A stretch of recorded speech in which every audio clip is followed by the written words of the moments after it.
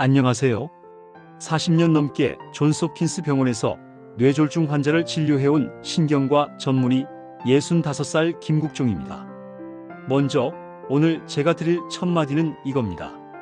뇌졸중 증상이 왔을 때 좀 지켜보자라고 하면 정말 큰일 납니다. 손 따고 팔다리 주무르고 우황청심환 먹고 하루만 더 보자고 버티는 그 몇 시간이 여러분 인생 마지막 10년을 완전히 바꿔버립니다. 그래서 이 영상은 끝까지 보셔야 합니다. 그리고 구독과 좋아요를 하시면 당신의 10년이 달라집니다. 이건 그냥 멘트가 아니라 오늘 이야기 들어보시면 왜 그런지 아시게 될 겁니다. 오늘은 제가 진료실, 응급실, 중환자실에서 40년 동안 수없이 봐왔던 뇌졸중 전조 증상 이야기를 드리려고 합니다. 특히 50에서 70대 남녀에게 꼭 필요한 3가지 주제로 정리해서 말씀드릴게요. 모두 의학적 근거가 있는 이야기만 드릴 거고 개인 상태는 반드시 담당 주치의와 상의해야 한다는 점 꼭 기억해 주세요. 제가 한국에서 진료를 잠시 도왔을 때 있었던 일입니다. 67세 남자분이었어요. 고혈압, 당뇨, 고지혈증 다 있으셨고 은퇴 후에 동네에서 친구들이랑 소주 한잔 자주 하시던 분이었습니다. 어느 날 저녁 식사 중에 이분이 갑자기 숟가락을 계속 떨어뜨리는 겁니다. 오른손에 힘이 자꾸 빠지고 말도 약간 어눌해졌어요. 아내분이 보시고 여보, 얼굴이 좀 삐뚤어졌는데 병원 갈까? 이렇게 물어봤습니다. 그런데 이분이 하신 말이 뭔지 아십니까? 아, 괜찮아. 오늘 혈압 좀 오른 거겠지. 나 잠깐 누우면 괜찮아져. 그 뒤에 친척이 와서 손을 따고 집에 있던 우황청심환을 하나 먹고 일단 자고 나서 보자고 했습니다. 다음날 아침 이분은 오른쪽 팔다리를 거의 움직이지 못한 채로 발견됐습니다. 말도 거의 안 나왔고요. 그제서야 119를 부르고 병원에 오셨는데 뇌 CT와 MRI를 찍어보니 큰 허혈성 뇌졸중이 이미 진행된 상태였어요. 이분은 사람은 살았습니다. 그런데 예전처럼 걷지도 말도 제대로 하지 못했습니다. 오른쪽 마비가 심해서 혼자 화장실 가기도 힘들었고 남은 8년을 거의 침대와 휠체어에서 보내셨습니다. 이분이 나중에 제 손을 잡고 하신 말이 아직도 기억납니다. 선생님, 그날 그냥 바로 119를 불렀어야 했습니다. 손 따고 약 먹고 잔 그 몇 시간이 내 인생을 갈아먹었네요. 여러분, 제가 오늘 이 영상을 찍는 이유가 바로 이 한 문장 때문입니다. 뇌졸중은 처음 증상이 올 때 어떻게 행동하느냐로 당신의 마지막 10년이 결정된다. 이걸 꼭 기억하셨으면 합니다. 의학이 많이 좋아지면서 뇌졸중은 무조건 반신마비되는 병이 아닙니다. 특히 뇌혈관이 막히는 허혈성 뇌졸중의 경우 발병 후 약 4시간 30분 이내에 병원에 도착해서 적절한 검사를 하고 조건이 맞으면 정맥혈전용 해제를 녹이는 약을 쓰거나 혈관 안으로 들어가서 피떡을 직접 빼내는 시술을 하면 일상생활에 큰 지장 없이 회복하는 경우가 점점 늘어나고 있습니다. 물론 4시간 30분 이후에도 뇌혈관 상태와 영상검사에 따라 선별적으로 치료하는 경우가 있지만 여러분이 기억하셔야 할 건 아주 단순합니다. 빨리 올수록 살아남을 뿐 아니라 덜 불편하게 산다. 사람이 사느냐 못 사느냐도 중요하지만 살아있는 동안 얼마나 내 몸을 내가 쓰고 사느냐가 훨씬 중요합니다. 그래서 오늘 영상의 키워드는 이겁니다. 뇌졸중 빨리만 오면 인생이 달라지는 병. 내가 위험한지 아닌지부터 알아야 합니다. 제가 진료실에서 늘 묻는 질문입니다. 선생님, 본인이 뇌졸중 고위험군인지 알고 계세요? 대부분 모르십니다. 그래서 저는 4가지를 꼭 외우시라고 말씀드립니다. 65세 이상, 고혈압, 당뇨병, 고지혈증 같은 혈관 질환이 있는 분, 심방세동 같은 부정맥이 있는 분, 예전에 일과성 뇌허혈이나 뇌졸중을 겪은 적이 있는 분, 이 4가지 중 한 가지만 해당돼도 오늘 내용은 그냥 남의 이야기가 아닙니다. 내 이야기라고 생각하고 들으셔야 합니다. 나이 65세 이상. 나이가 들수록 혈관은 자연스럽게 굳어지고 좁아지고 약해집니다. 자동차로 치면 브레이크 라인과 연료 라인이 낡은 상태라고 보시면 됩니다. 고혈압. 높은 혈압은 혈관벽을 계속 두들기는 망치 같은 역할을 합니다. 오래가면 혈관벽이 두꺼워지고 안쪽이 상하고 필요할 때 쉽게 터지거나 막힙니다. 당뇨병과 고지혈증. 당뇨는 혈관 안쪽을 끈적하게 만들고 고지혈증은 그 안에 기름 찌꺼기를 붙입니다. 이렇게 좁아진 혈관은 피떡 하나만 떠밀려 와도 쉽게 막힙니다. 심방세동. 심장이 규칙적으로 뛰지 못하고 덜그덕거리면 심장 안에 피가 고이면서 피떡이 생깁니다. 이 피떡이 혈관을 타고 올라가 뇌혈관을 딱 막아버리는 것이 바로 뇌졸중입니다. 일과성 뇌허혈 과거 뇌졸중. 이미 한 번 경고를 받은 집은 또 사고 날 확률이 높습니다. 한 번 뇌졸중을 겪은 사람은 또 올 위험이 그렇지 않은 사람보다 훨씬 높다는 건 여러 연구에서 반복적으로 나오는 사실입니다. 그래서 이 네 가지 중 하나라도 해당되면 저는 이렇게 말씀드립니다. 선생님, 전조 증상은 옵션이 아니라 경고 문자입니다. 무시하면 안 됩니다. 뇌졸중의 전조 증상, 즉 뇌에서 보내는 사전 경고의 특징은 아주 단순합니다. 갑자기 나타난다. 몇 분 만에 사라질 수도 있다. 한 가지만 나타날 수도 있고 여러 가지가 같이 올 수도 있다. 심하지 않은 것처럼 느껴져서 에이, 괜찮겠지 하고 넘기기 쉽다. 여기서 제일 위험한 생각이 바로 이겁니다. 왔다가 금방 사라졌으니까 괜찮은 거네. 아닙니다. 전문 용어로 일과성 뇌허혈이라고 부르는 이런 상황은 곧 진짜 뇌졸중이 올 수도 있다는 강력한 경고입니다. 그래서 저는 환자분들께 이렇게 설명합니다. 잠깐 왔다가 사라진 증상은 다행이다가 아니라 진짜 큰일 나기 전에 한 번 더 살려준 시간이라고 생각하셔야 합니다. 자, 이제 뇌에서 보내는 경고 문자 5가지를 하나씩 보겠습니다. 첫 번째는 가장 유명하지만 그래도 제일 중요한 신호입니다. 식사하다가 숟가락이나 젓가락을 계속 떨어뜨린다. 한쪽 팔이나 다리가 갑자기 무겁고 말을 안 듣는다. 바지를 입다가 양말을 신으려다가 한쪽 다리가 자꾸 풀린다. 대부분 한쪽만 이상합니다. 오른쪽만 혹은 왼쪽만. 제가 진료실에서 가장 많이 듣는 표현이 이겁니다. 선생님, 제 오른팔이 꼭 남의 팔 같아요. 이게 바로 전형적인 편측마비 전조 증상입니다. 그런데 많은 분들이 헷갈려 하십니다.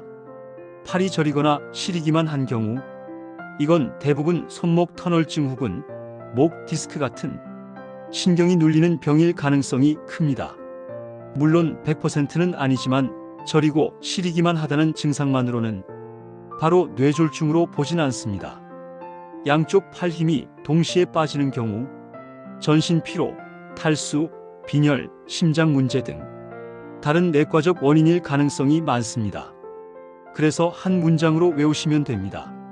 한쪽만 갑자기 이상하면 뇌부터 의심해라. 특히 식사 중, 세수하다가, 화장실에서 갑자기 이런 증상이 시작되면 그때는 혈압이 올랐나 보다가 아니라 뇌에서 경고 온 거다라고 생각하셔야 합니다. 두 번째 경고 문자는 말입니다. 보통 본인은 잘 못 느끼고 가족이나 통화 상대가 먼저 눈치를 채는 경우가 많습니다. 평소 말 잘하던 사람이 갑자기 발음이 어눌해지고 상황에 안 맞는 말을 하고 문장이 엉망이 되거나 마치 외계어 같은 말을 합니다. 예를 들어 오늘 저녁 뭐 드셨어요? 라고 물었는데 저 저녁 아니고 그 버스가 예예거. 이렇게 전혀 문맥이 안 맞는 말이 나오거나 단어가 입 밖으로 잘 안 나옵니다. 전화 통화 중이면 더 티가 납니다. 저 사람 평소랑 말이 완전히 다른데 왜 이렇게 혀가 꼬이냐? 이 느낌이 드는 순간 그게 바로 뇌에서 보내는 경고일 수 있습니다. 많은 분들이 이걸 그냥 피곤해서 말이 꼬였나 보다 이렇게 넘깁니다. 하지만 50에서 70대, 특히 혈압, 당뇨, 심장 질환이 있는 분이라면 이건 반드시 뇌졸중 전조 증상으로 의심해야 합니다. 세 번째는 두통입니다. 두통은 워낙 흔해서 많은 분들이 대수롭지 않게 생각합니다. 그래서 저는 두통에 대해 항상 2가지를 나눠 묻습니다. 선생님, 이 두통은 평소에도 자주 겪던 두통의 연장선입니까? 아니면 태어나서 처음 겪는 종류의 두통입니까? 뇌졸중, 특히 뇌출혈과 동반된 두통은 보통 이렇게 표현됩니다. 머리가 터질 것처럼 아프다. 누가 안에서 망치로 두들기는 것 같다. 혈관이 욱신욱신 박동치면서 아프다.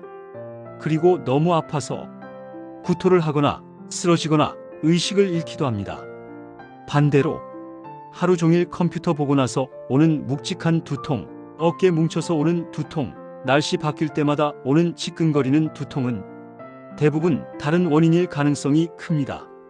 하지만 50에서 70대에서 갑자기 태어나서 처음 겪는 수준의 극심한 두통이 왔다. 그건 두통약 먹고 자볼 상황이 아닙니다. 응급실에서 뇌 사진을 꼭 찍어봐야 할 상황일 수 있습니다. 네 번째는 눈입니다. 놀랍게도 많은 분들이 이 증상이 뇌졸중과 관련이 있다는 걸 모르십니다. 갑자기 한쪽 시야가 안 보입니다. 예를 들어 신문을 볼 때 왼쪽이 통째로 안 보이거나 오른쪽이 뚝 잘린 것처럼 느껴질 수 있습니다. 혹은 물체가 두 개로 겹쳐 보입니다. TV가 두 개, 사람 얼굴이 두 개로 보이는 식입니다. 이런 증상은 단순 노안, 안구 건조증, 백내장 같은 일반적인 눈 질환에서는 거의 나타나지 않습니다. 오히려 뇌 뒤쪽에 있는 시각 중추에 문제가 생겼을 때 이런 증상이 나타나는 경우가 많습니다. 그래서 안과를 먼저 가볼까? 도 물론 좋지만 이건 뇌도 반드시 같이 봐야겠다고 생각하셔야 맞습니다. 특히 갑자기 생겼다가 몇 분 있다가 사라졌다가 또 나타났다. 이런 패턴이라면 이건 뇌혈관이 잠깐씩 막혔다 다시 뚫리는 전조일 수도 있습니다. 다섯 번째는 어지럼증입니다. 어지럼증은 워낙 흔해서 돌발성 현운, 귀 문제겠지 하고 넘기기 쉽습니다. 실제로 어지럼증 환자 중 뇌졸중이 원인인 경우는 약 4분의 1 정도입니다. 그러니까 대부분은 귀나 혈압, 피로 등 다른 문제인 경우가 많습니다.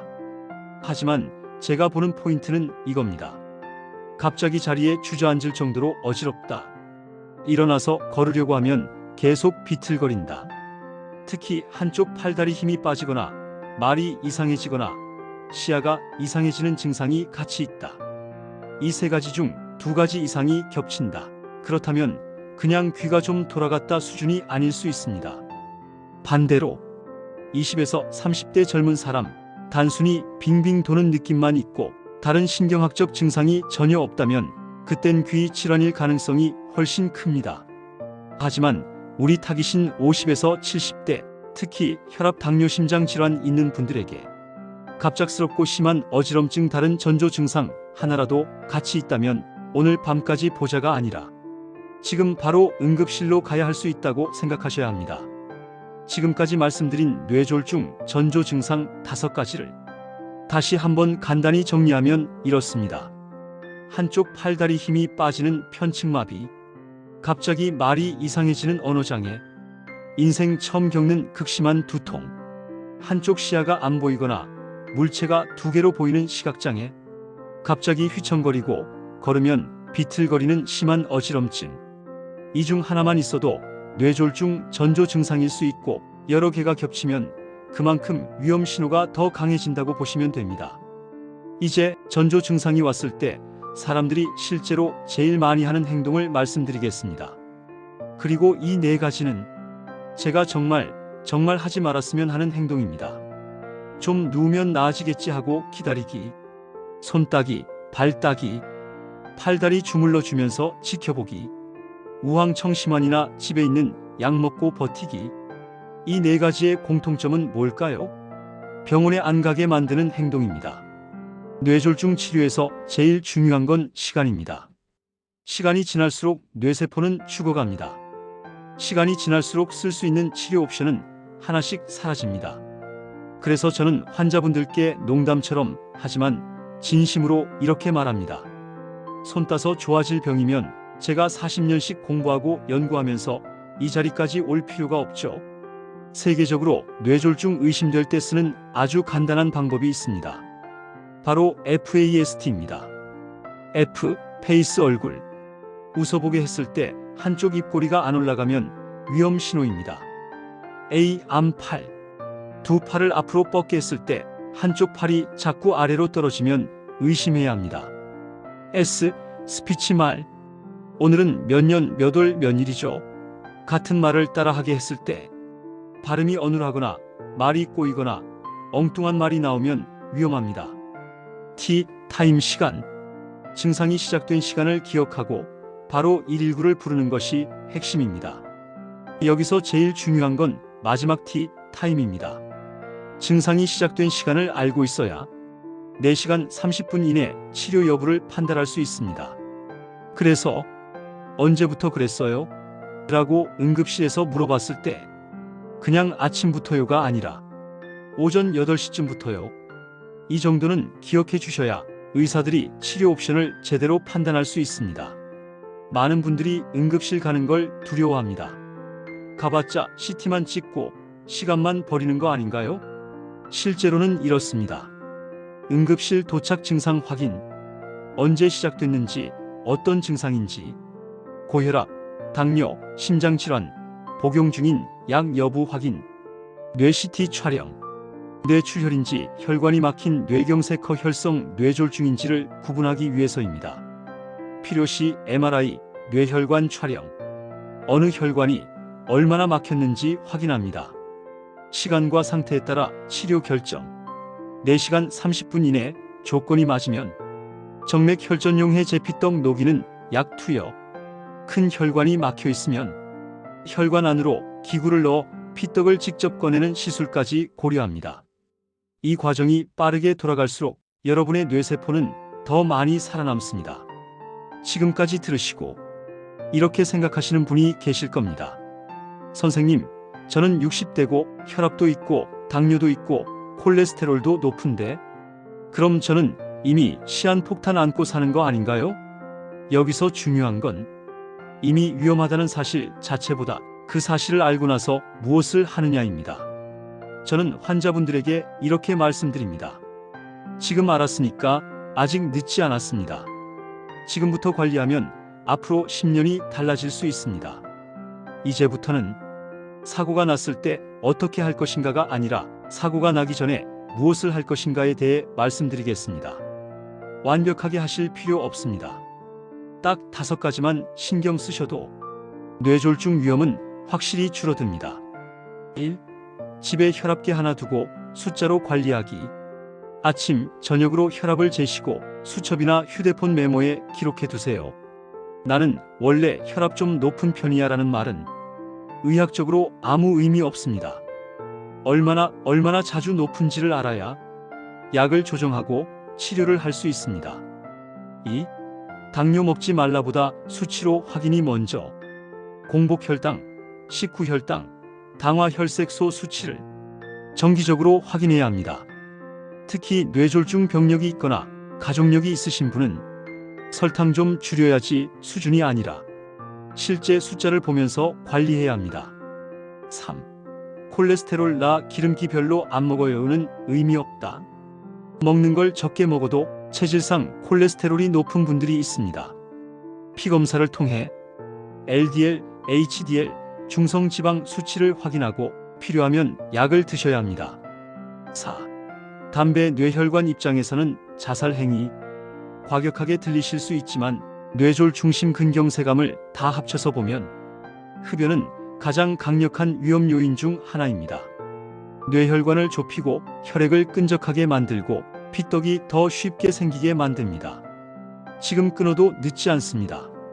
오늘 이 순간이 앞으로 10년을 바꾸는 첫날이 될 수 있습니다. 5. 매일 조금이라도 걷기.